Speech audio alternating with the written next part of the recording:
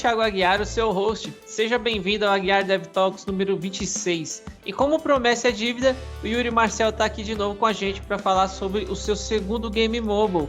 Agora ele fez em 2D. E aí, meu querido, como é que você tá? E aí, Aguiar, cara? Prazer estar voltando aqui, cara, conversar de novo. Já somos praticamente quase colegas, né? Já é o nosso segundo podcast. E é isso aí, cara. Vamos conversar um pouquinho aí, explicar um pouquinho como foi esse desafio, como foi esse projeto. Quem sabe tiver um terceiro, tem uma terceira parte aí, não sei, né? Vamos ver. Estou ansioso pelo terceiro e vamos que vamos. Quem sabe um game de corrida aí, ó. Não é? Legal, show. E comigo aqui também o Peixoto. Fala aí, Peixoto. Fala, galera, aqui é o Peixoto. O Yuri já virou nosso consultor oficial de games aí. Mas hoje, cara, eu só tô aqui pra saber como que ele arruma tanto tempo pra fazer tanto jogo, gente. Eu tô precisando aprender aí como melhorar o tempo. Bora aí. É isso aí. O próximo programa a gente pode fazer uma pauta de produtividade. A gente chama o Yuri também aqui pra trocar ideia. Até já publiquei um artigo lá no LinkedIn que expliquei um pouquinho isso daí. Fica legal. Show. Link na descrição aí. Já fica a dica. E vamos lá, dicas, agora recadinhos aqui da casa. Se você é novo aqui no canal, se inscreve lá no Aguiar Dev no YouTube. Bem, agora nós temos, só para deixar claro, o Aguiar Dev no YouTube, onde a gente tem dicas de carreira, tutorial, programação. E o podcast também tem um canal no YouTube, se você não conhece. Procura lá, Aguiar Dev Talks. Se você quer só o conteúdo dos programas, do podcast, e você curte ver, acompanhar o podcast, não só com áudio, né? Lá no YouTube, ver as nossas carinhas aqui para vocês saberem com quem que vocês estão, quem são as pessoas que vocês estão ouvindo. Vai lá no YouTube, dá uma moral pra gente, canal do Aguiar Dev Talks também no YouTube. Se quer ouvir nas plataformas de áudio, tranquilo, a gente tá aí agora também, estamos no iTunes aí, depois de muita luta. Se você é do mundinho Apple, também estamos, e não gosta aí do Spotify, estamos no iTunes também. E por fim, nos siga nas redes sociais, Instagram, Facebook, Twitter, LinkedIn. Siga aí na sua rede favorita.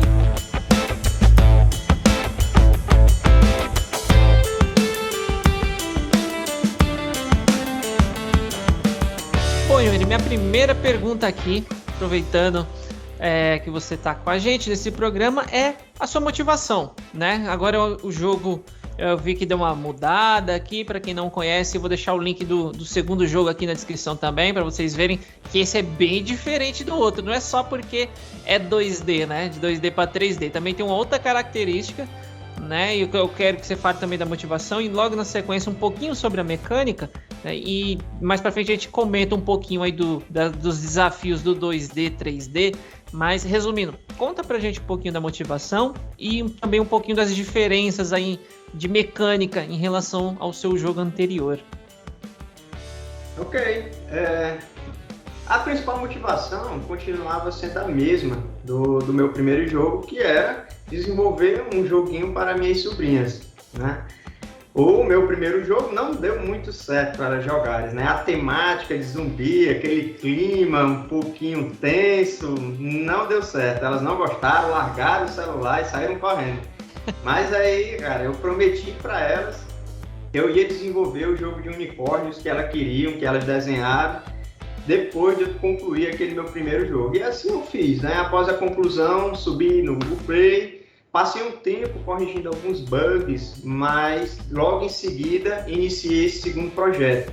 E a ideia era já trabalhar em uma arquitetura diferente, já para adquirir esse conhecimento a mais, né? Então comecei a projetar o escopo do projeto para uma renderização em 2D. E aí eu comecei fazendo alguns protótipos, fiz sprites de baixo nível, utilizei alguns disponíveis na internet, e com alguns dias já desenvolvendo, eu já tinha um personagem, alguns inimigos, um cenário, uma estrutura de movimentação. Então eu gravei um vídeo, não quis arriscar, né, de elas não gostarem, então aproveitei logo o começo do projeto, gravei um vídeo mesmo na própria tela do Unity, controlando lá os personagens, movimentando pelo cenário, mandei para minha irmã e pedi para elas mostrarem para minhas sobrinhas. E aí, cara, foi um sucesso, elas ficaram super empolgadas, gritavam lá, mandaram uns áudios dizendo que queriam o cabelo delas na cor roxa, que o cenário tinha que ser mais colorido. E aí eu me motivei pra caramba. Então, assim, de motivação mesmo, eu já tinha. Depois que elas mandaram essa sequência de áudios aí a motivação foi lá pro céu. E aí eu comecei o desenvolvimento aí. E, cara, assim, é muito legal, é muito gratificante você ter esse trabalho assim, sendo reconhecido, inclusive pela público infantil, que no caso é minhas sobrinhas, né? Pra você ter ideia, a gente, assim como no modelo tradicional de desenvolvimento, a gente fazia reuniões de definições de regras. Como eram essas definições? Era a chamada de vídeo no WhatsApp, elas falando que a bonequinha devia ter o cabelo maior, que os vestidinhos deveriam ser mais coloridos.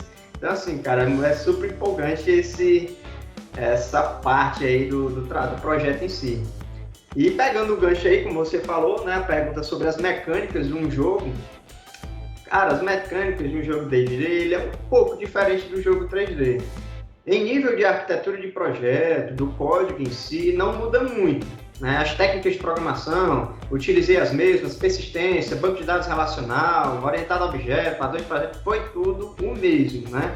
O que muda mesmo é só complexidade no código para resolver algumas necessidades dentro do jogo e a própria engine da Unity, né? Que ela muda lá o contexto da IDE. Eu praticamente reutilizei quase todo o meu código do primeiro jogo, né? Adaptei, porque existiam algumas necessidades específicas para quando você trabalha em 2D, mas a maioria das mudanças são relacionadas à própria engine da Unity, né? Começando pela criação do projeto, você precisa dizer se é 2D ou 3D, e aí ele já cria todo o aspecto do projeto compatível com esse tipo de projeto. E não trabalhar com 3 dimensões, né? Como no projeto 2D você trabalha somente com aquelas 2 dimensões, então você só precisa se preocupar ali na movimentação do cenário nos eixos horizontal e vertical. Então não tem muito aí, facilita um pouco aí esse trabalho. Os colisores, cara, também mudaram, né? Para 2D existe uma diferença desses colisores.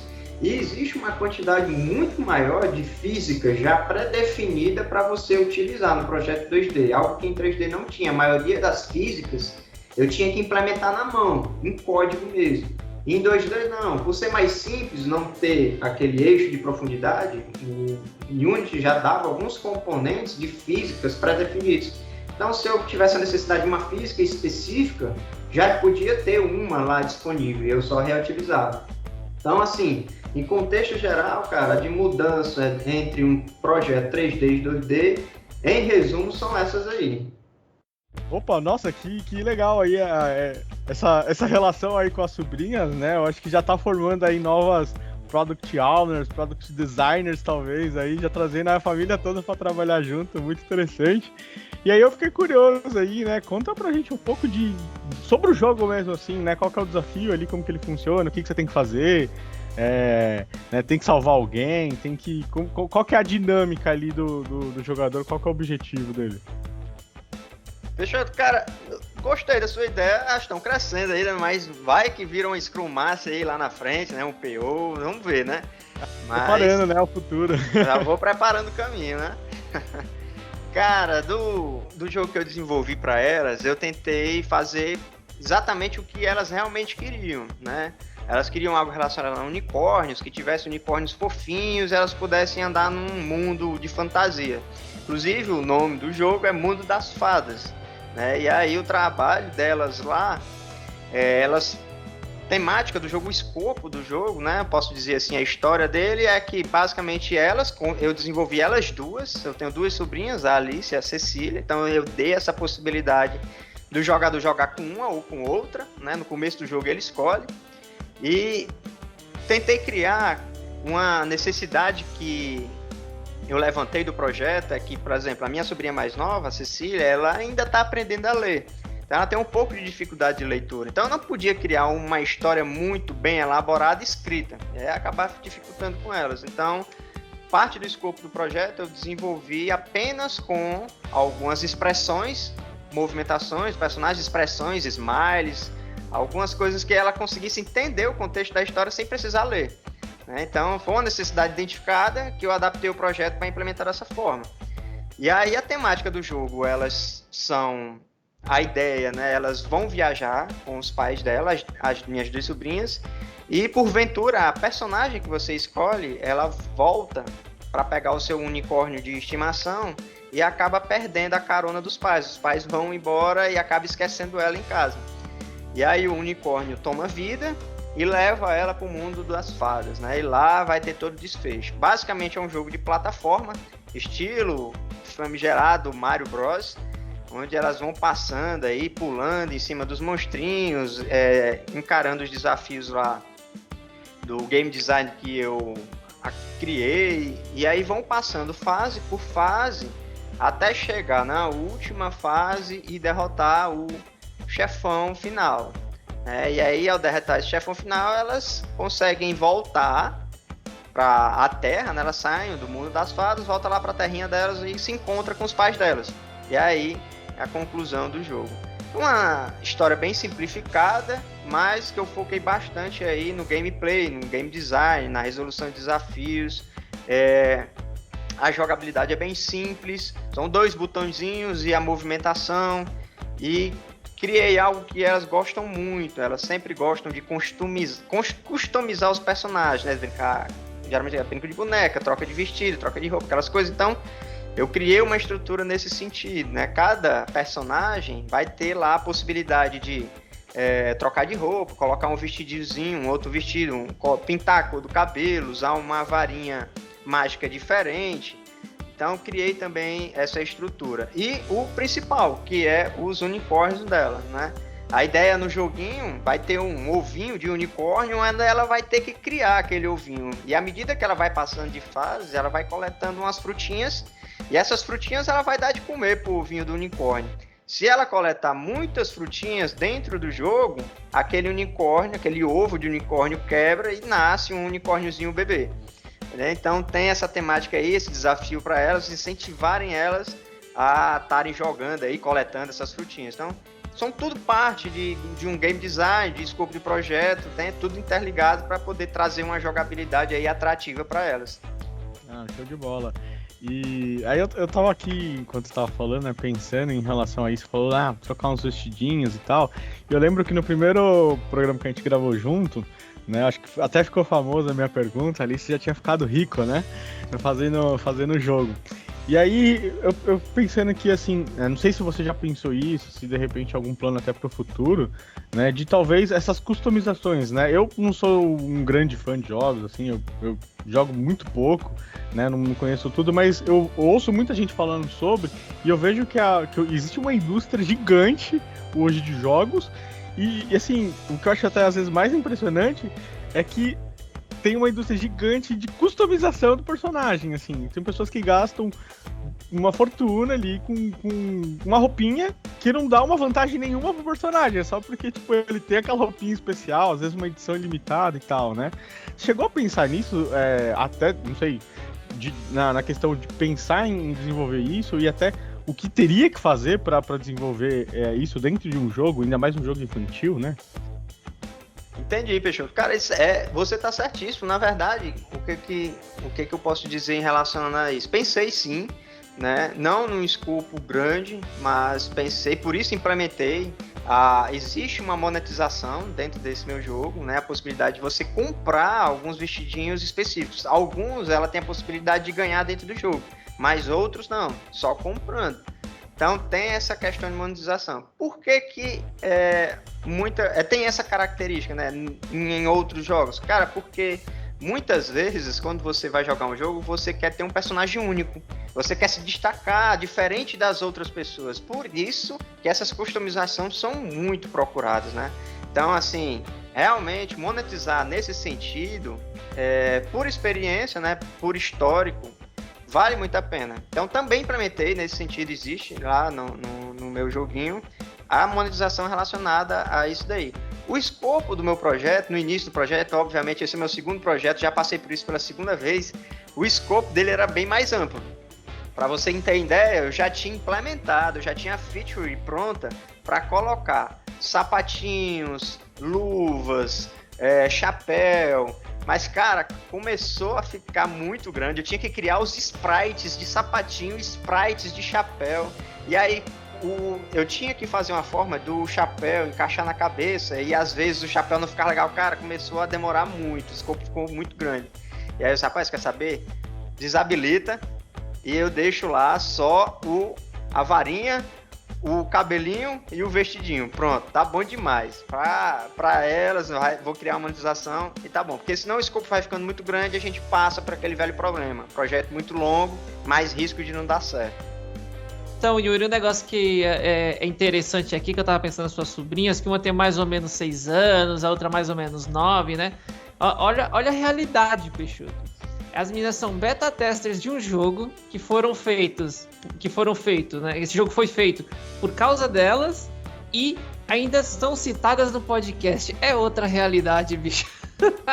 É outra realidade. Acho que a gente tem que fazer um programa com elas aqui, trazer elas aqui pra falar como foi essa experiência do outro lado também, né? O lado do cliente ali. Boa. Eu acho que, já fica a dica aí.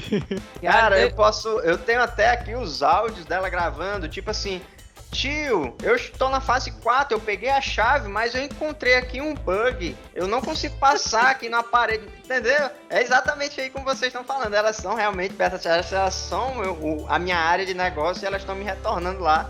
E aí eu vou codificando e melhorando. Mas a realidade é quase essa mesmo. Não, e esse é o ponto onde eu queria chegar. A importância de você testar o seu produto com um público-alvo, né? A gente vê muito aí relacionado a filmes, né? Uma coisa que eu não sabia, pouquíssimo tempo eu descobri, quando o pessoal produz um filme, antes de abrir para o público, eu não sei se o filme está concluído, eu acho que sim, mas antes de mandar para o público, grande público, são feitas sessões com pessoas comuns, né? Assim, comuns que eu falo, sem ser imprensa, para avaliar se o pessoal gostou ou não, antes de abrir para o grande público e realmente oficializar o lançamento. E não sei se isso é uma prática de mercado, sempre é feito, né? Mas é uma prática que existe. E como você falou, né? Não correr o risco de lançar o negócio todo e não for do agrado. Deixa eu fazer um pouquinho. Até a ideia do ágil, né? A gente faz um pouco, testa, experimenta, aprende e vai incrementando o projeto. Isso é muito interessante.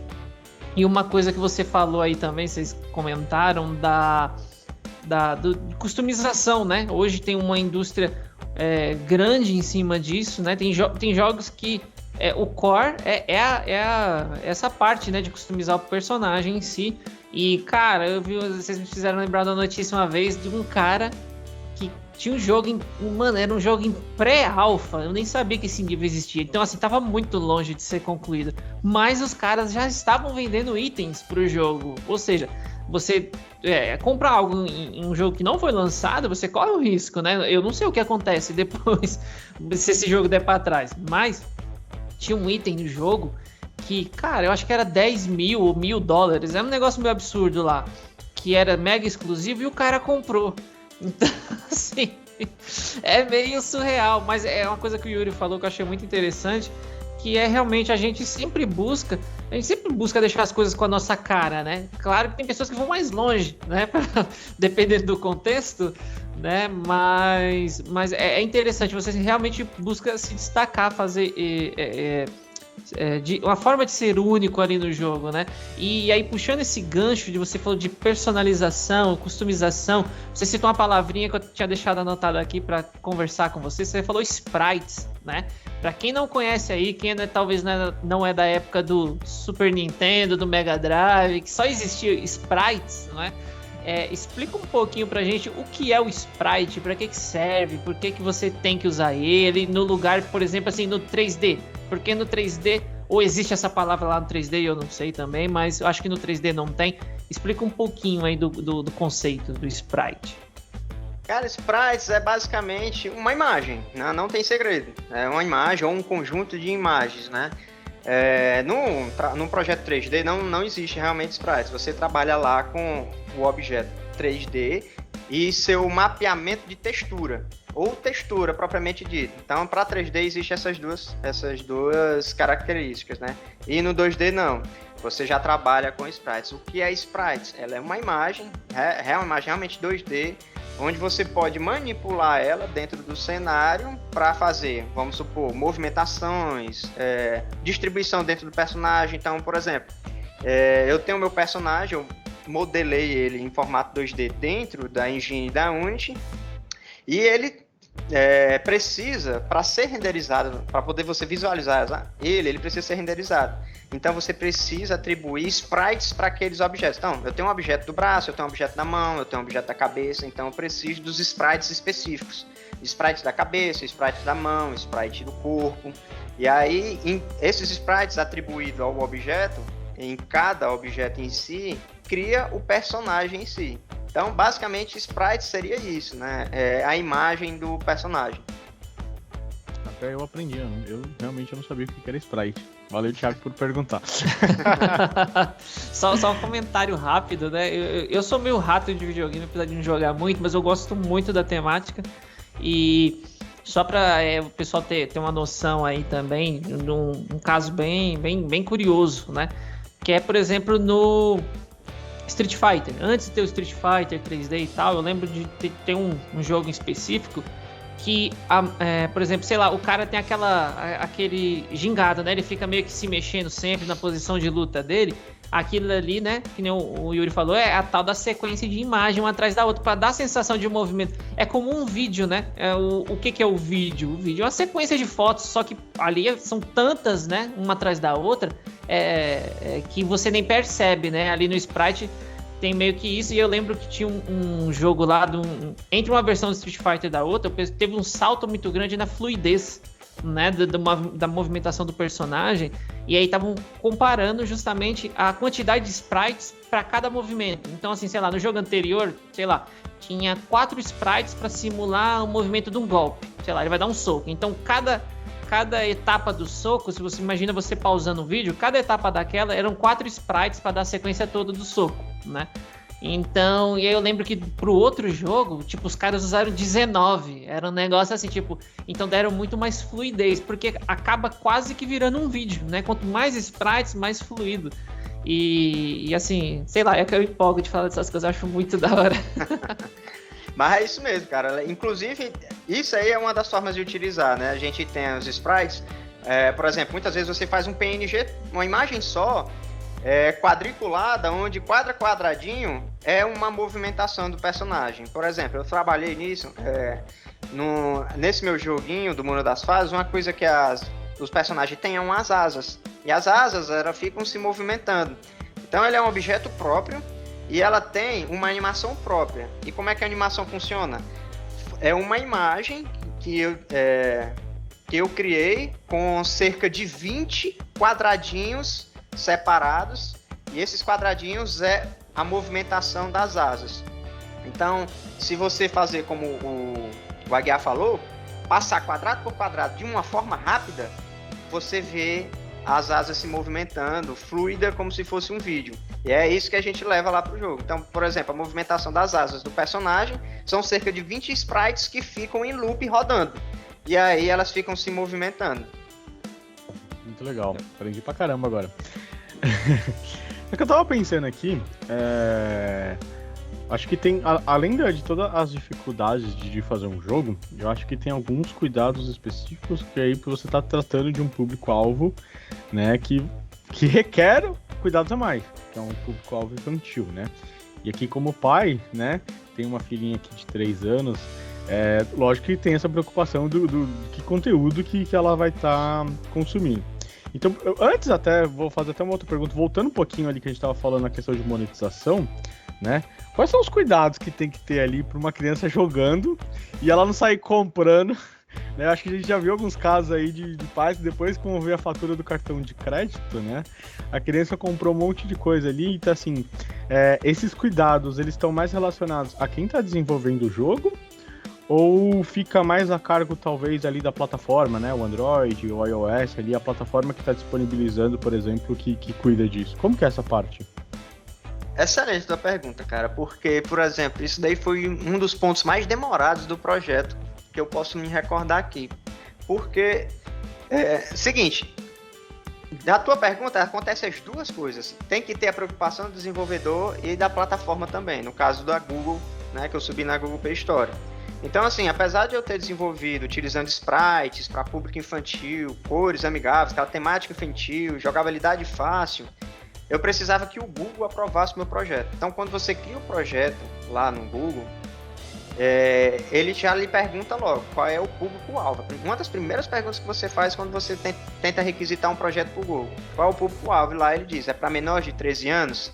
Se você disser que sim, tem uma lista de requisitos que você tem que obedecer para poder você requisitar o projeto, né? Então, assim, quando eu estava com o projeto praticamente pronto, já em fase alfa, eu ia subir ele no Google para iniciar os testes pela própria Google, né? Como eu já tinha experiência do projeto anterior, foi tranquilo criar o projeto lá na Google Play e passar pelas etapas lá que eles têm para subir o projeto. Mas aí o que foi complicado? A configuração de monetização. Isso daí a Google é bem exigente no quesito de público-alvo abaixo de 13 anos. Porque quando você vai subir um aplicativo com essa característica, você tem que participar de um projeto que eles chamam de feito para família. Então, quando seu aplicativo ele passa por esse projeto feito para família, ele fica apto a subir na Google Play Store para ficar disponível para as pessoas, o público infantil, né, abaixo de 13 anos. Então, assim, o Google ele tem como plataforma assegurar aos pais que aquele aplicativo passou pelo programa feito deles e atendeu os requisitos. E assim eles sobem no mercado deles com essa característica. Como é que eles fazem? Só um minuto até para pegar esse gancho aqui. A restrição do Google é, no caso, só 13 anos, tipo, não tem níveis menores, assim, para crianças menores de 5, tipo, 13 ali já considerado família, é isso? Isso, abaixo de 13 já é considerado família, né? Aí tem toda a margem para cima, que não tem tantos requisitos. Abaixo para 13 já entra para esse programa. E aí tem uma lista de requisitos, né? Para poder você criar o projeto, você tem que passar. E depois que você sobe o projeto na Google Play, você não consegue levar para produção até que eles testem o seu jogo. Então, o que acontece? Eles me solicitaram que eu adicionasse como beta tester do meu projeto uma pessoa específica lá da Google, para poder ele entrar no meu jogo e testar e identificar possíveis problemas. E, cara, isso daí demorou pra caramba. O projeto já estava pronto, tipo assim, no começo de agosto, eu só fui subir em setembro, algo desse tipo. Então, assim, ele testava e mandava uma lista de requisitos que eu tinha que obedecer. A lista era grande, eu vou passar aqui só para umas que é mais interessantes, mas a maioria era relacionada à monetização.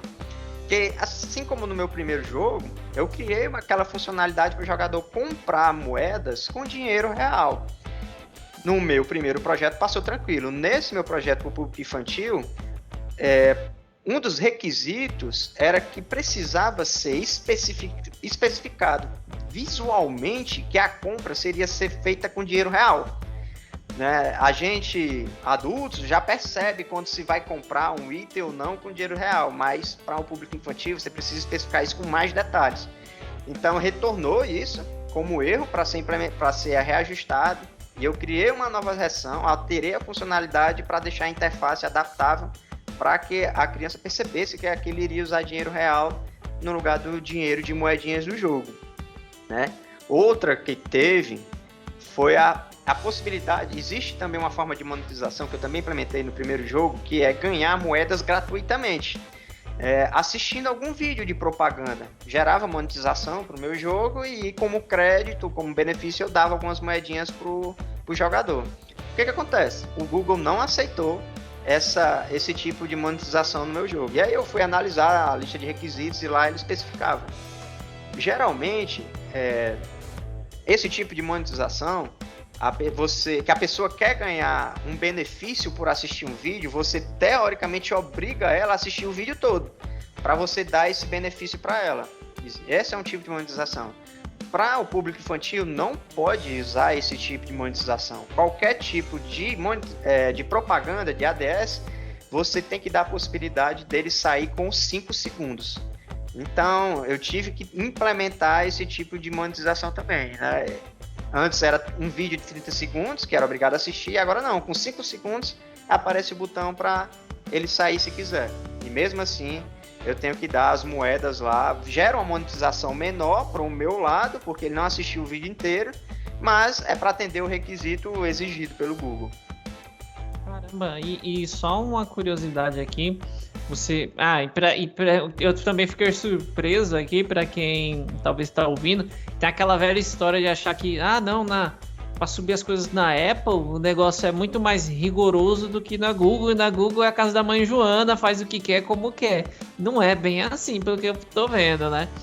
E eu achei bem legal esse cuidado, tudo isso aí. Alguém de lá, né, pontualmente, não é um negócio, não é um algoritmo, não é alguma coisa, é um ser humano do outro lado analisando o teu jogo. Aí eu queria perguntar, essa troca, essa experiência que rolou com você, é alguém da gringa ou alguém brazuca? Cara, não sei. O e-mail do Gmail da pessoa que o Google me deu era aleatório, né? Não tinha nome específico. E, assim, eu sei que era uma pessoa de verdade. Eu até imaginei. Obviamente, o Google, né? Impressionante. Poderia até ter criado aí uma IA para testar meu jogo, mas não. Era uma pessoa de verdade. Eu posso dizer o porquê. Porque quando eu subi a versão que não corrigia o que a pessoa queria, ela me respondia de novo. Chegou um ponto dessa pessoa, eu senti ela um pouco estressada, ela mandou um e-mail e ainda grafou assim em amarelo o que é que eu tinha que corrigir, que não tinha corrigido na versão que eu mandei novamente. Foi aí que eu concluí, não, cara, é uma pessoa mesmo, eu acho que eu tô estressando esse cara, subindo versões aí, toda a vida para ele testar e dava problema. Mas foi um mês nessa, não sei se é sempre a mesma pessoa, mas sei que é um e-mail válido do Gmail e que é realmente uma pessoa que testa e ela retorna. Descrita mesmo o que era um erro. Um dos erros que ele retornou bem estressado nesse sentido era, cara, as propagandas. Eu não tinha percebido nesse ponto. E ele mandava e eu não me tocava. Depois foi que eu fui analisar e percebi. As propagandas que apareciam tem que ter um filtro. Por exemplo, eu não posso exibir para a criança um joguinho de tiro, um joguinho de zumbi, um joguinho com temática de terror. Então, não posso exibir, no momento que exibe alguma propaganda no meu jogo, esse tipo de aplicativo ou jogo. Aplicativo de cassino, não pode. E ele mandava dizendo isso e eu não consegui entender, até que eu me toquei que era esse tipo de situação. Então, eu tinha que sair, não dava para eu fazer esse tipo de filtro de qual propaganda vai aparecer dentro do meu aplicativo e nem dentro da Google. E aí como é que a gente faz? Geralmente, quando se usa monetização, você usa alguma feature externa. E a feature que eu usei de monetização foi da própria Unity, a Unity ADS. E aí você tem que ir lá na dashboard da Unity, que disponibiliza para todos. Você se loga lá, cadastra seu projeto e lá você especifica um filtro para a monetização do seu jogo. E lá você filtra. Que participa do programa do Google para menor de 13 anos, que não pode exibir propagandas do tipo. Aí tem lá cassino, violência, em todos os tipos. Aí você vai marcando essas opções e aí configura a monetização. E aí o jogo passa a ter essa filtragem na hora de exibir, né, a monetização. E aí finalmente o cara lá da Google já conseguiu aprovar o meu jogo lá no final de tantas semanas. E aí foi que eu consegui subir ele para produção, atendendo todos aqueles requisitos lá do programa deles, né? Nossa, você tem que se preocupar com o código, que por si só já deve dar um trabalho do caramba, e ainda depois tem uma série de outras regras e tal, né? Realmente é um trabalho incrível, mas importante, né? Você não pode realmente colocar ali a criança exposta ali a qualquer coisa. E agora eu vou fazer uma pergunta, que eu vou até me explicar para a audiência, né, o porquê dessa minha pergunta antes de ser aí, né? Como uma pessoa que trabalha com qualidade, eu estou sempre pensando em um jeito de burlar o sistema ali para encontrar defeitos, né? Uma falha no processo, um bug, etc, né? E não estou querendo aqui dar um jeitinho brasileiro, né, malicioso aí para fazer alguma coisa. Mas você falou que você define ali no processo de quando está submetendo o seu projeto, que o público-alvo é menor de 13. Mas se você não fizesse isso, assim, existe alguma validação, né? Porque assim, a cabeça de QA, né? Eu já tô pensando, tá, vou falar que não e, tipo, será que alguém pega? Né? Porque isso daí é importante. Aí eu passo lá e qualquer pessoa vai poder pegar e tem posso ter um problema. E outra coisa que isso aí eu também não sei, em relação a, tipo, definir que é 13 anos. Então, tipo, pra quem vai baixar o projeto, né, o jogo ali no celular, como que funciona isso? A pessoa tem que ter uma autorização do pai, tem uma configuração específica, porque também até onde que define essa distinção ali da idade, né? Como que eu sei quem tá baixando aquilo e se poderia baixar até de repente alguma coisa com uma idade superior à da criança ali, né? Não sei se isso foi claro. Entendi, Peixoto. Na verdade, quando eu estava criando o projeto, que eu recebi essa bateria de requisitos, eu também fiquei com essa curiosidade, né? Então, assim, a gente sabe, por exemplo, vejo muitas crianças, por exemplo, jogando jogos que não são para menores de 13 anos, né? E chegou até um ponto que eu tava tanto tempo tentando subir, o Google recusando, que deu vontade de ir lá e não é mais para 13, é para cima de 13, né? O jeitinho brasileiro para subir, eu disse, não, para conhecimento, para aprendizagem, eu vou conseguir atender esses requisitos do Google para a gente conseguir subir, né? E aí, cara, o que acontece? Eu acho que existe no Google, eu não testei, certo? Não tenho certeza também, mas eu acho que geralmente nós brasileiros não temos essa prática de criança ter o seu próprio celular ou então já disponibilizar assim para a criança, sei lá, 6 anos, 9 anos, ter um celular particular para usar como bem entender, né? Então o Google, eu acredito que ele tem alguma configuração para, nesse caso, o celular ficar restrito, sabendo que é para uma criança, né? Para a idade de público menor de 13 anos. Então, se por acaso uma criança que tiver com a Play Store configurado para ser público infantil, ela não conseguiria ver meu aplicativo lá disponível, né? Porque ela estava somente naquele escopo do público infantil que a Google configura, né? E subindo para esse projeto, né? Participando desse programa, ele já disponibiliza tanto para esse público-alvo como para todos os outros, né, que estiverem interessados, adultos, velhos, não importa, vai estar lá disponível. Então, assim, tem essa característica. Eu acredito que isso deve ser mais amplamente utilizado lá fora, né? Por isso que deve ter essas configurações, porque quando outras etapas que você sobe o projeto também, você define também em que país aquele aplicativo vai ficar disponível, né? Primariamente, eu disponibilizei só para o Brasil, né? Mas quando eu divulguei o projeto, aqui no meu primeiro jogo, eu recebi gente lá da Espanha, de Portugal, da Argélia, querendo jogar o jogo, né? E não estava disponível lá para eles. Aí eu entrei no console do Google e aprovei aqueles países para eles conseguirem ver e baixar. E é tipo assim, imediato, sabe? Eles falaram comigo, eu disse, cara, habilitei lá o teu país, dá uma olhada se já está disponível. Ele ia lá e, apareceu aqui, vou baixar para testar e tal. Entendeu? Então, o Google, ele tem esse tipo de controle de configuração, por isso que eu acho que eles têm essa exigência. Mas, para nós aqui, por exemplo, se eu não fosse participar desse programa, subisse, daria para baixar nos celulares, eu acredito que na maioria do Brasil, entendeu? Mas para pegar esse público-alvo, que eu acho que talvez lá fora seja maior, eu precisaria estar participando. Acho que vale aí o recado aí pros pais, né? Eu mesmo, por exemplo, a minha filha já nasceu no mundo totalmente digitalizado aí, internet, né? Ela não sabe o que é o mundo sem internet e tal, mas assim, vai acessar alguma coisa no celular, sempre tô do lado dela, né? Ou tá com a mãe também, justamente para tomar esse cuidado. Então, realmente, por mais que, né, eu acho que as empresas tenham todo esse cuidado e tal, né, para fazer, ainda assim, acho que não tira a responsabilidade do pai ali, né, de estar acompanhando a criança no que ela tá fazendo, porque a gente sabe que a internet, enfim, é um mundo todo ali que a gente tem de possibilidade de coisas boas e ruins, né?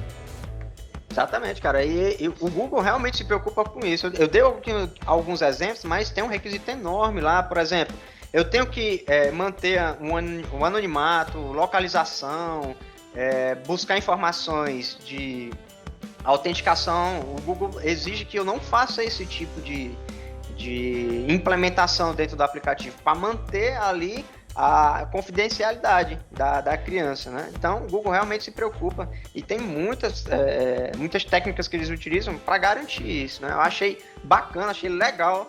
Geralmente, eu, como desenvolvedor, não conhecia, né? Conheci esse trabalho que a Google fez e eu acho que é fantástico. Entendeu? Acho que é fantástico para esse meio digital, como você já bem sabe. Nossos filhos, nossas sobrinhas já nascem aí, então tem que ter o cuidado específico para esse cenário atual. É isso aí que o Peixoto falou, né? A geração, acho que se eu não me engano o termo, né? Os nativos digitais, né? O pessoal que já nasceu na era da informação, né? Vamos taxar a gente de velho agora, mas quando a gente tinha o celular, o máximo que dava para fazer era a ligação, abrir a calculadora e olha lá mandar SMS. Mas é interessante isso mesmo, por causa que cara, a internet ela é um livro aberto, né? E você tem acesso a todas as páginas, nem todas são boas, né? Já aconteceu, sei lá, quantas vezes eu fui pesquisar qualquer coisa genérica, gente, qualquer coisa. Aí eu tava, acho que isso já há um tempo atrás, eu lembro muito, acho que o Google melhorou muito nesse sentido, mas muito tempo atrás, lá eu tava pesquisando um negócio, e quando eu tinha uns 15 anos, e aí de repente aparecia alguma tia de uma forma meio, né, sugestiva, entendedores entenderão, assim no meio da pesquisa, sabe? E você fala, cara, assim, eu olhava o termo e falava, cara, nunca que eu achei que esse termo me levaria a esse tipo de resultado. Então, assim, eu acho que o Google melhorou bastante, eu mesmo nunca caí nesse tipo de situação como eu me lembrei agora. E, de novo, é um trabalho de extrema importância, né? Blindar as crianças no conteúdo que, tipo, não condiz, né? E o YouTube, agora vocês falando, o YouTube também tem esse tipo de controle, né? Quando você vai subir lá, ele pergunta se o conteúdo é para maiores ou para menores. Ali já ele não diz a idade, né? Mas ele já tem essa preocupação de público-alvo. Ele pergunta se o teu conteúdo contém propaganda. Ele pergunta... Tem vários filtros que acontecem durante o processamento do vídeo. Ele vê as palavras, né, a tua linguagem durante o vídeo. Fala, você está falando assim, mas o teu público é esse, não bate, né? Tem todo esse tipo de cuidado. E eu acho que, assim, não é perfeito, como o Yuri, né, falou aí. Eu acho que o controle maior vem da parte dos pais, né? Não tem nada infalível. É como, por exemplo, eu botar o antivírus e clicar no link que não era para eu ter clicado. Aí não adianta, né, ter um antivírus. Você abriu a porta para o negócio entrar, né? Então, assim, não adianta. É a mesma coisa. Talvez a gente não tenha um celular ali para criança, mas quando a criança usar, como o Peixoto falou, fica ali do lado, né? Putz, tá baixando o jogo. Que jogo que você tá jogando? Como é que é a temática, né? Tá ali do lado. Se você vai botar o celular na mão dessa criança, faz as configurações como o Yuri falou, né? Coloca lá, tipo, cadastrar conta no Google, vai ser a conta da criança, então já vai saber ali a idade. Todos esses tipos de cuidado, eu acho que é de extrema importância para, enfim, né? Acho que a infância é a fase mais curta da tua vida, né? Você vai passar a maior parte da sua vida sendo adulto, né? Ali adulto indo pro idoso. A infância é uma fase tão curta, mas tão importante para definir o adulto que você vai ser, que eu acho que quanto mais atenção todo mundo aí puder dar para a criança, seja teu filho, sobrinha, né, uma criança em geral, o faça, né, porque realmente é muito importante. Ó, a guia dev também é cultura. É isso aí.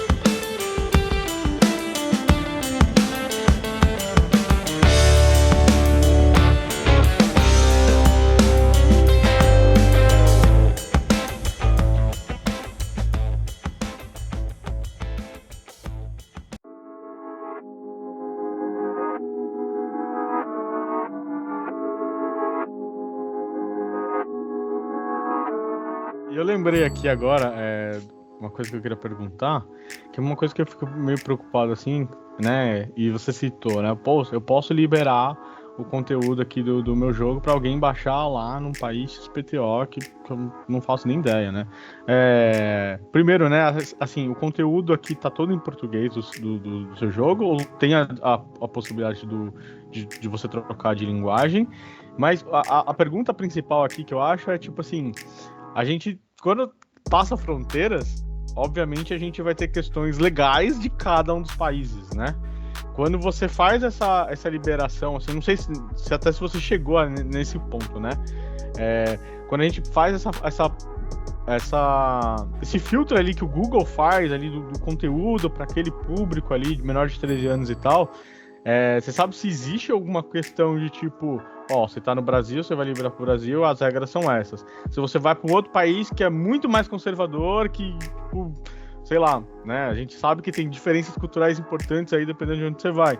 Então, assim, para aquele país aí, você tem mais esses requisitos ou é tipo uma coisa mais geral, o Google mesmo, assim? Você chegou a ver alguma coisa desse tipo? Peixoto, tem sim.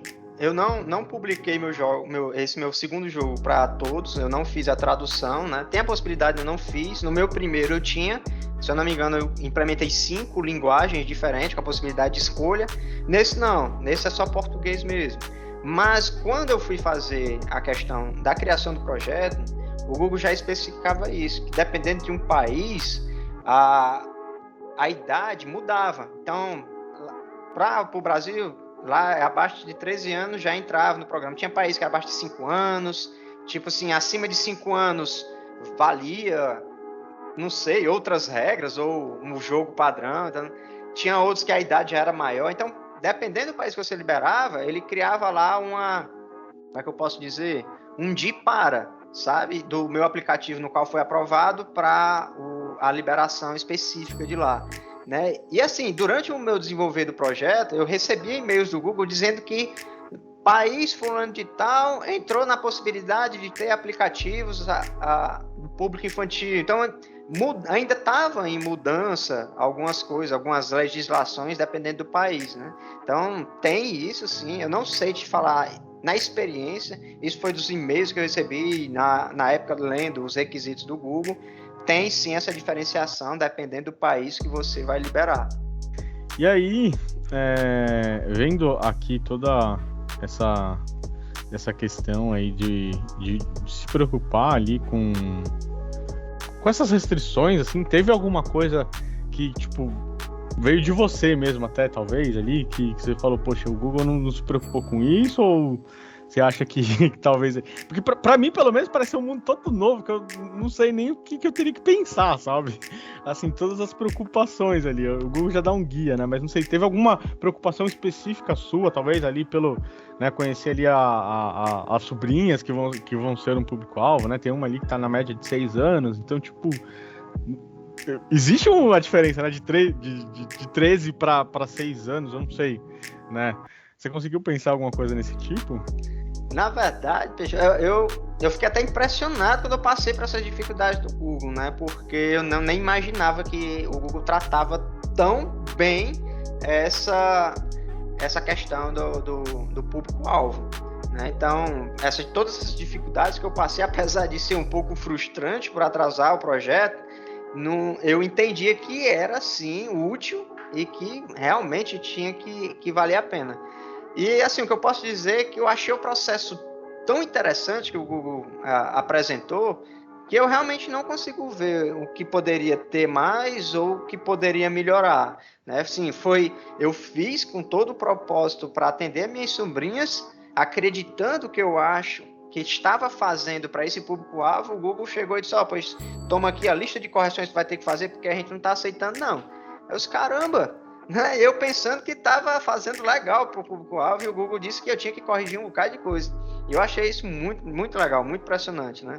Então, assim, eu hoje, pelo processo que eu passei para o Google, eu não consigo ver algo que poderia eles melhorar para atender melhor esse público-alvo, entendeu? Eles já fazem um excelente trabalho lá nessa questão de filtro, de privacidade e de publicidade.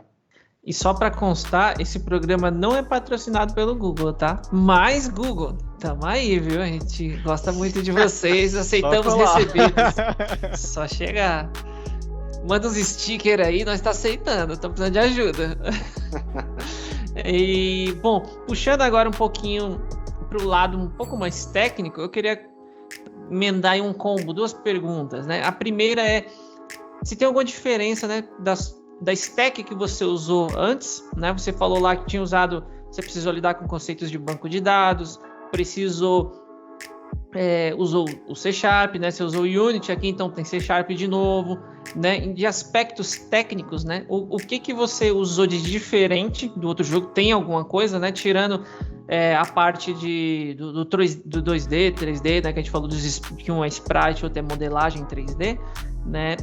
Qual que são essas, se tem, né? Se houveram, quais são essas diferenças técnicas e principalmente, tratar colisões ainda é um inferno? Aguiar, cara, a stack ela não muda muito, sabe? Por exemplo, a reutilização de código que eu já havia implementado, ele estava tão reutilizável que eu praticamente reutilizei ele nesse projeto novo, né?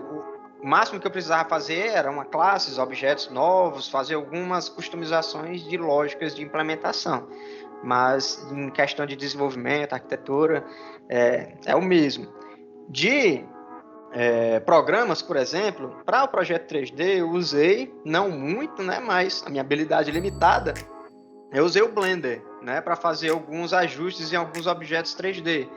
Já para esse projeto eu desinstalei o Blender, não precisava mais dele, não tinha objetos 3D nesse projeto, mas eu usei demais o Photoshop, né, para criar os sprites, para criar novas imagens, renderizar outros tipos de cenários, de gráficos, de detalhes, né? No projeto 3D eu também usei o Photoshop para fazer aquela questão do mapeamento da textura para o objeto 3D, mas eu usei pouco, só para esse trabalho específico, mas para o jogo 2D eu usei demais, entendeu? Em questão da parte de design, né? Então, assim, como o código já foi totalmente reutilizado, apenas implementei a estrutura baseado para esse novo projeto, utilizei o mesmo banco de dados relacional que eu utilizei, o mesmo framework que eu utilizei, né? Eu havia implementado um pequeno framework para já garantir aí a persistência de objetos no modelo relacional, reutilizei ele nesse projeto 3D.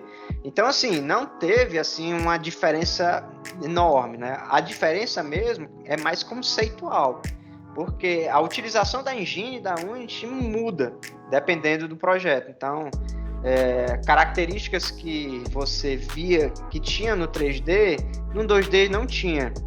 E aí você tem que mudar um pouco a sua visão, a sua percepção daquele trabalho que você estava fazendo.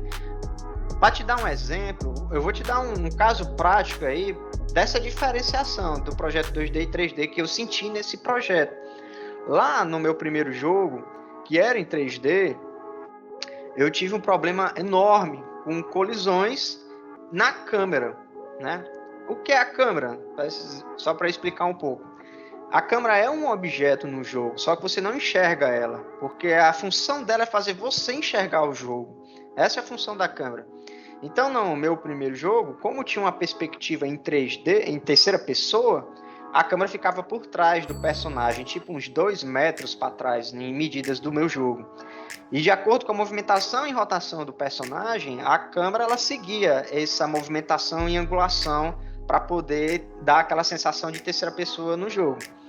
Até aí tudo bem. Só que o que acontece? Por exemplo, quando meu personagem andava para trás, a câmera que estava atrás dele também tinha que se movimentar para trás, para manter aquela perspectiva em terceira pessoa. E a câmera tinha um colisor. Vamos supor que tinha uma parede lá atrás, a câmera colidia com a parede. E aí dava atrito e ela não passava da parede, mas o personagem continuava andando para trás. O que acontece? O personagem se colidia com a câmera. É uma lógica que não deveria acontecer. E aí acontece o inesperado. Ocorre a física e a câmera sai voando, vira de cabeça para baixo. Enfim, dá um problema de colisão. No projeto 2D, não existe isso, né? Não tive... Praticamente eu nem lembrava que existia o objeto câmera dentro do meu jogo. Porque como é que funciona num jogo 2D? Ele é como se fosse um quadro, né? Um quadro onde você só se preocupa com os eixos vertical e horizontal. E aí a câmera do meu jogo ele fica fora do cenário. É como se você tivesse... A câmera fosse seus olhos, você estivesse no museu, naquele corredor, e seus olhos estivessem vendo o quadro na parede. Então, você é a câmera e você consegue se movimentar tranquilamente entre o hall lá do museu, entre o corredor do museu, olhando para os quadros na parede. Então, no projeto 2D, a minha câmera, ela suavemente trafegava por todo o meu cenário sem problema nenhum. E eu continuava vendo o meu personagem, que ele ia somente na horizontal e vertical. E aí eu já não tinha mais esse problema de colisões com a câmera, que eu enfrentei e foi um desafio muito grande no meu primeiro projeto. E nesse eu praticamente não tive, entendeu? Então, assim, é uma mudança de metodologia, de pensamento que você tem quando se trabalha entre um 2D e um 3D, né? E sobre a tua pergunta, cara, sobre as colisões, eu meio que dei uma resumida agora, mas trabalhar com projeto 2D tem sim sua facilidade, isso é indiscutível.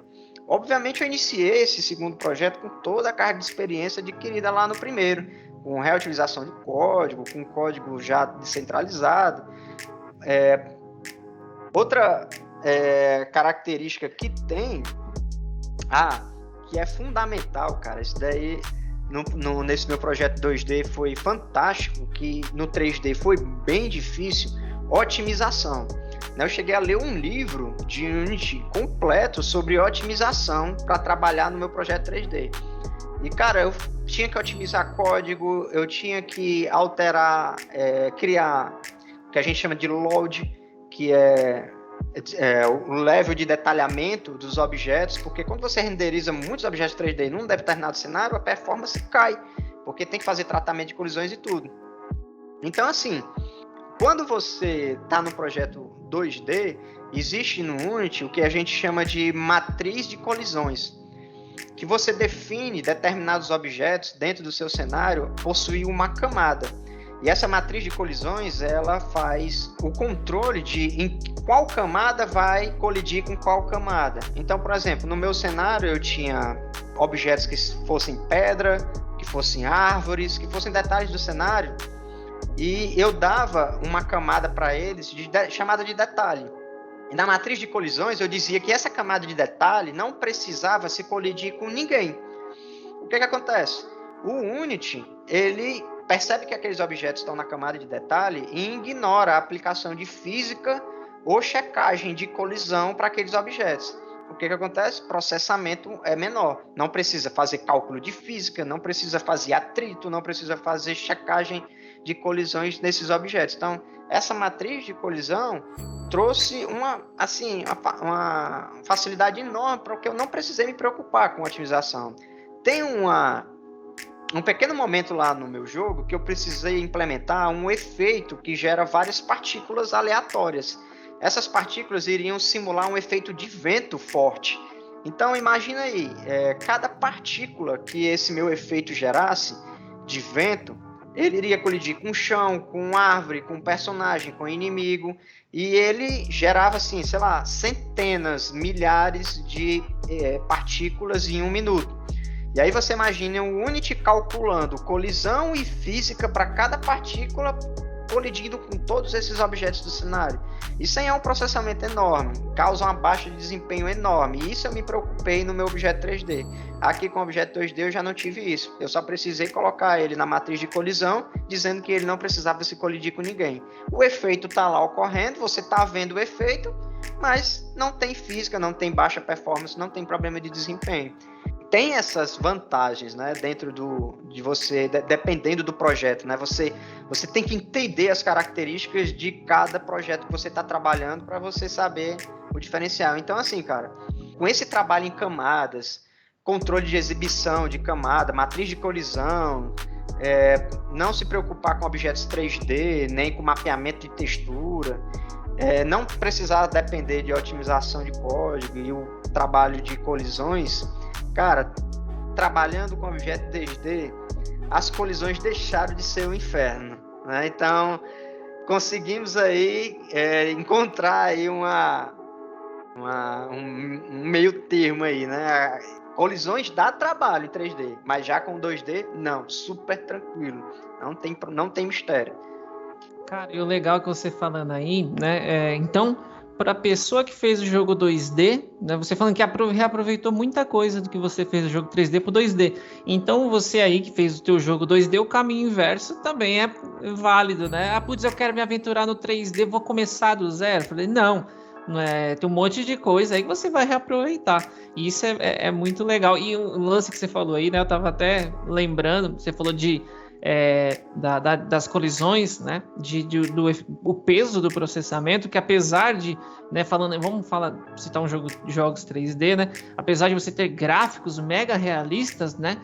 O que é a grande diferença o que torna um jogo, né, em 3D realista? Não é só a parte gráfica, né?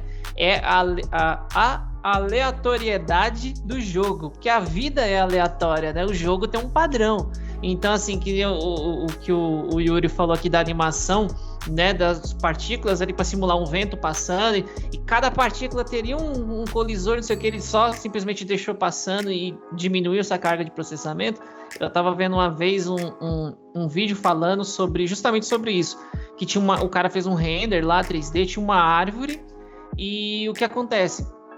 Ele queria... Como é que é a vida, né? A vida, que nem eu falei, é aleatória. Se bate um vento na árvore, cara, você não sabe por que lado cada folha vai. Elas se mexem, cada uma de um jeito, né? E aí colocaram o processamento para cada folha um comportamento aleatório. Nossa, a máquina, assim, parecia um reator nuclear de temperatura. Então, assim, aí o que se fazem? Como o Yuri comentou, né?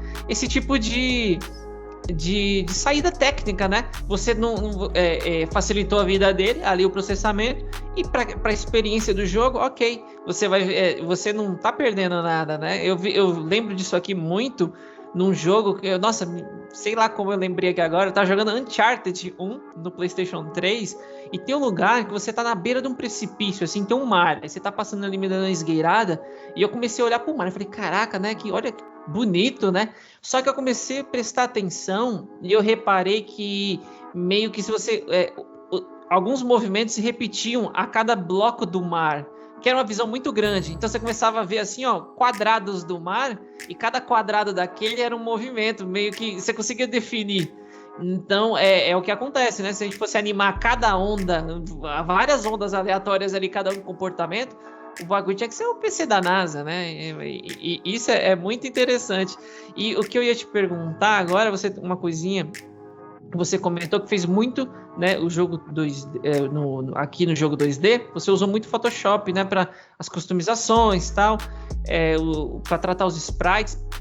Claro que o Photoshop é um pacote Adobe, né, é ótimo, tá aí, né, já faz muito tempo, mas eu ia falar assim, tem alguma outra ferramenta, até porque o pacote Adobe é um carinha mais pesado, né? Você conhece aí, né, algum outro tipo de ferramenta para lidar com sprites que é bacana para indicar para alguém que quer começar aí o jogo 3D? 2D, aliás. Cara, confesso que não desconheço. Tem muitas, cara. Tem uma que era parte do meu escopo que eu mudei, que era justamente para você fazer... não sei se tu tem aqueles mangás, né? Mangás que tem os quadradinhos separando as histórias e tudo. Existe um programa específico para você criar aquela estrutura ali como uma imagem, né? Eu até assisti alguns vídeos, baixei ele para poder aprender a utilizar. Não me lembro o nome dele aqui de cabeça, mas ele era muito bom também. Mas aí eu tirei do escopo do meu projeto e comecei a trabalhar com animações, né?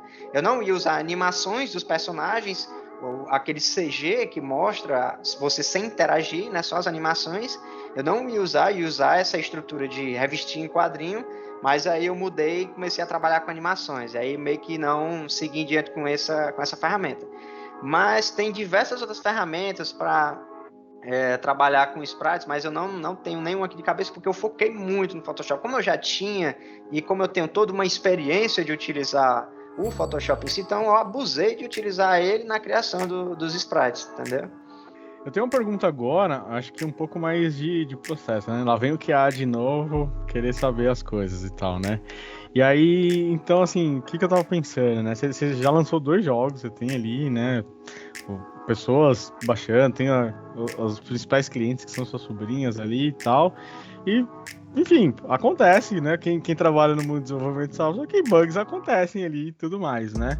Então, pensando hoje que você tivesse que fazer alguma correção ali, subir uma nova versão desse seu jogo, você se preocupou ali em algum momento em ter alguma coisa assim para garantir uma regressão, né? Tô pensando ali, poxa, eu vou corrigir um bug e de repente vou introduzir mais 10 novos, né? Tem alguma coisa, algum teste? Não sei se até de repente se faz sentido para esse tipo de projeto ter alguma esteira ali que roda alguma coisa automatizada para você, pô, vou lançar aqui sabendo que eu corrigi o que tinha e não quebrei pelo menos aquilo que estava funcionando, eu sei que não quebrei. Tem alguma coisa assim? Peixoto, assim, cara, eu não implementei, certo? O que eu posso dizer, como o projeto em si, ele estava bem definido, e como eu fui o único desenvolvedor, eu obviamente saberia exatamente onde um objeto influencia em outro ou não, né? Mas como ele está seguindo bem os padrões, ele é bem otimizado nesse sentido. Obviamente não é imune a bugs. Mas assim, cara, por experiência em trabalhar com C#, .NET, eu sei que tem os testes automatizados, testes unitários, tem algumas ferramentas que eu utilizo no modelo tradicional de desenvolvimento, seja XUnit, MS Unity, para fazer testes unitários, fazer qualquer tipo de teste. Eu acredito, porque, por exemplo, uma das IDEs de desenvolvimento que eu utilizei é o próprio Visual Studio. Então, eu acredito que na arquitetura do projeto em si, daria para você implementar alguns testes, né, unitários ali para fazer esse tipo de validação. Agora, bugs de código não é muito comum. O comum mesmo é bugs na própria engine, né? Por exemplo, tratamento de colisões ou uma perspectiva que você imaginou que não pudesse acontecer e de repente aconteceu. E isso daí é interação, né? Você precisa estar no gameplay ali da engine para saber que aquilo vai ocorrer. Eu não tenho como, em nível de código, saber que o personagem está andando para frente ou na frente do cenário tem uma determinada situação que causou um glitch, sei lá, algo que não seja compreensível, não dá em nível de código. Eu não cheguei a aprofundar essa questão se existe alguma engine de teste para o próprio Unity, além do código, porque o código eu sei que tem, mas eu não vi se para Unity teria, né? Nesse sentido ele próprio fazer a rodada lá de teste, rodar a aplicação, o jogo em si, e descobrir alguma exceção via console de alguma forma, né? Então, assim, de Unity não sei se existe algum, mas de código tenho certeza que dá para implementar tranquilo. Até porque, Peixoto, ele tem uma ótima equipe de qualidade trabalhando com ele. Pois é, treinada já. Bota as meninas aí pra testar, né? E é isso aí. Não, muito bom. Yuri, muito prazer aí mais uma vez estar falando com você. Cara, aprendi demais aí, até uns termos novos aí que eu nem fazia ideia. Foi muito prazeroso conversar contigo, aprender sobre jogos. É um mundo para mim realmente totalmente novo, mas que cada vez que eu falo com você eu saio daqui gostando mais. Vou tentar jogar isso daí com a minha filha, vou ver se ela pega ali. Vai ter que ser no celular da mulher, porque o meu, né, não roda ali, é só no Google. Mas, cara, muito obrigado pelo seu tempo mais uma vez aí. Já virou nosso consultor oficial de games. Acho que a gente vai arrumar outros papos aí para trazer você aí de novo. E, cara, se você quiser deixar aí divulgar melhor aí o seu jogo pra galera que ficou curiosa aí, né? Baixar, como que faz para baixar, comentários finais aí, talvez alguma dica pra galera que tá pensando em fazer um jogo. Começa por 3D, começa por 2D, enfim, o que você acha aí que pra quem tá querendo começar esse caminho aí, uma boa dica? Obrigadão mais uma vez. Valeu, Peixoto, cara, eu que agradeço, né? Já me sinto assim, amigão aí de vocês. Pode sair para tomar uma cervejinha no bar qualquer dia, né? Chama nós. Para conversar novas edições aí do podcast. E, cara, assim, conselhos aí pra galera que quer seguir nessa carreira, vale muito a pena, sabe? Assim, e uma coisa que eu vi nesses últimos dias pra cá, tá tendo oportunidades, tá tendo aí como você tocar sua carreira. Tem empresas, sim, empresas grandes de desenvolvimento de jogos aqui no Brasil. Então, é um mercado que vale a pena você começar, entendeu? E sobre desafio, cara, eu não aconselho começar como eu comecei. Comecem pelo 2D, né? Encarem colisões de forma mais tranquila, depois vocês vão lá pro 3D, escutem lá o podcast que a gente fez sobre 3D, veja lá como colisões é o inferno, como gera bugs, como gerou problemas lá no desenvolvimento. Então, assim, problema, cara, mas todo problema gera solução e toda solução gera conhecimento, cara, e isso daí é o que vale, entendeu? Então, ganhe seu conhecimento e com certeza sua carreira tá garantida aí, não importa se você vai para o modelo tradicional, serve também para o modelo tradicional de desenvolvimento, todo o conhecimento que você adquire, como também a experiência de uma outra área, um outro nicho aí do nosso ramo aí da tecnologia. E, cara, eu vou ficar esperando os testes da sua filha lá do meu jogo, certo? Você como QA deve estar na genética aí alguma coisa, ela deve encontrar problemas aí, eu quero que ela encontre, traga aí para mim, para eu subir novas versões. Quero deixar esse jogo redondo para não ter problemas aí no futuro. Maravilha, acho que ela vai curtir, cara. Ela ainda não tem uma idade assim para jogar totalmente sozinha, mas eu vou acompanhar ela, acho que a gente vai se divertir bastante. Já é o tópico da pauta do próximo programa, né? Fazer relatório de bugs da filha do Peixoto. Que é isso, cara, meu aplicativo não é para ter tanto bug assim, não. Ah, não A por ponto isso. de fazer um podcast todinho. Não só sobre isso, um item só. Não, aí ela manda o relatório, no relatório pode estar lá, não achei nenhum. Olha aí. A resposta. Então é isso aí, gente. E o programa que o Yuri participou, o primeiro programa, é o número 13, tá? Dá uma fuçadinha aí, se não, deixei o link aqui na descrição também. Você encontra. Cara, muito legal. Eu gosto muito de falar sobre games. É legal que uma vez que... Se você nunca programou, eu acho que, como o Yuri falou, tem um mercado bacana aí crescendo. Eu acho que ainda não se compara ao mercado da gringa, mas é um mercado muito legal, acho que muito forte ainda na plataforma do celular ali, né, no mobile. Se você já sabe programar, que nem a gente comentou no outro programa, eu acho que você está muito, muito perto de lançar o teu jogo. Tem todo um universo ali de coisas para aprender, mas tem todo um outro que você já sabe, e isso é muito legal. Bom, vamos fechar esse programa com muita alegria, de novo aí com a presença do Yuri, muito legal falar com você, Yuri. Peixoto, muito obrigado pela tua presença, e a você que ouviu esse programa até aqui, muito obrigado e até a próxima.